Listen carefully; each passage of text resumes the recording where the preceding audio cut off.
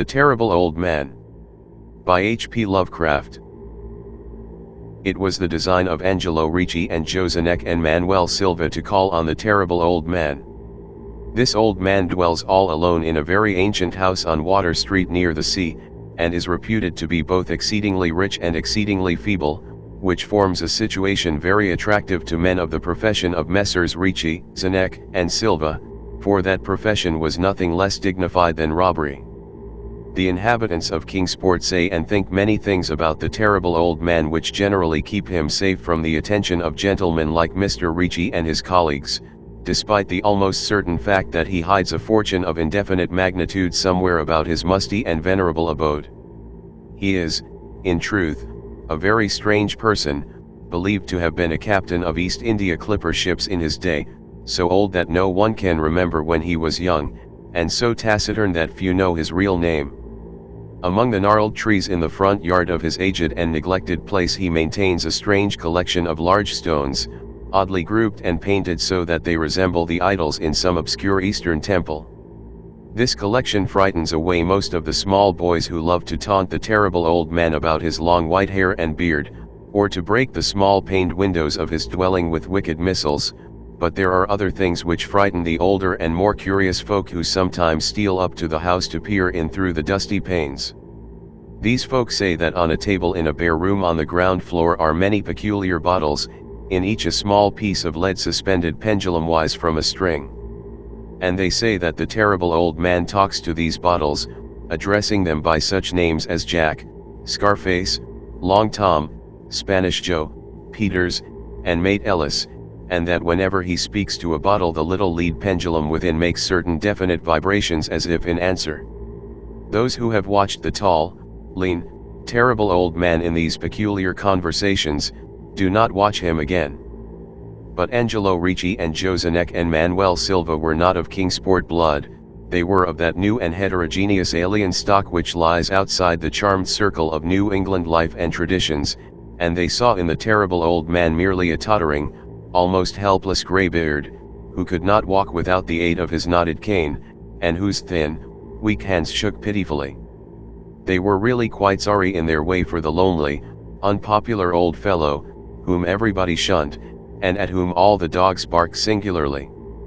But business is business, and to a robber whose soul is in his profession, there is a lure and a challenge about a very old and very feeble man who has no account at the bank, and who pays for his few necessities at the village store with Spanish gold and silver minted 2 centuries ago. Messrs. Ricci, Zenek, and Silva selected the night of April 11th for their call. Mr. Ricci and Mr. Silva were to interview the poor old gentleman, whilst Mr. Zenek waited for them and their presumable metallic burden with a covered motor car in Ship Street, by the gate in the tall rear wall of their host's grounds. Desire to avoid needless explanations in case of unexpected police intrusions prompted these plans for a quiet and unostentatious departure.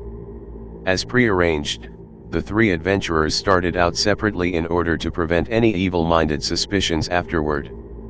Messrs. Ricci and Silva met in Water Street by the old man's front gate, and although they did not like the way the moon shone down upon the painted stones through the budding branches of the gnarled trees, they had more important things to think about than mere idle superstition. They feared it might be unpleasant work making the terrible old man loquacious concerning his hoarded gold and silver, for aged sea captains are notably stubborn and perverse. Still, he was very old and very feeble, and there were 2 visitors. Messrs. Ricci and Silva were experienced in the art of making unwilling persons voluble, and the screams of a weak and exceptionally venerable man can be easily muffled. So they moved up to the one lighted window and heard the terrible old man talking childishly to his bottles with pendulums. Then they donned masks and knocked politely at the weather-stained oaken door. Waiting seemed very long to Mr. Zenek as he fidgeted restlessly in the covered motor car by the terrible old man's back gate in Ship Street. He was more than ordinarily tender-hearted, and he did not like the hideous screams he had heard in the ancient house just after the hour appointed for the deed. Had he not told his colleagues to be as gentle as possible with the pathetic old sea captain? Very nervously he watched that narrow oaken gate in the high and ivy-clad stone wall. Frequently he consulted his watch, and wondered at the delay. Had the old man died before revealing where his treasure was hidden, and had a thorough search become necessary? Mr. Zenek did not like to wait so long in the dark in such a place. Then he sensed a soft tread or tapping on the walk inside the gate, heard a gentle fumbling at the rusty latch, and saw the narrow, heavy door swing inward. And in the pallid glow of the single dim street lamp he strained his eyes to see what his colleagues had brought out of that sinister house which loomed so close behind. But when he looked, he did not see what he had expected, for his colleagues were not there at all, but only the terrible old man leaning quietly on his knotted cane and smiling hideously. Mr. Zenek had never before noticed the color of that man's eyes.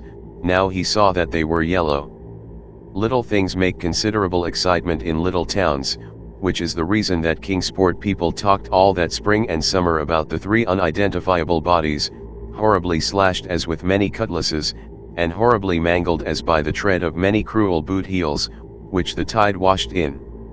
And some people even spoke of things as trivial as the deserted motor car found in Ship Street, or certain especially inhuman cries, probably of a stray animal or migratory bird, heard in the night by wakeful citizens. But in this idle village gossip the terrible old man took no interest at all. He was by nature reserved, and when one is aged and feeble one's reserve is doubly strong. Besides, so ancient a sea captain must have witnessed scores of things much more stirring in the far-off days of his unremembered youth.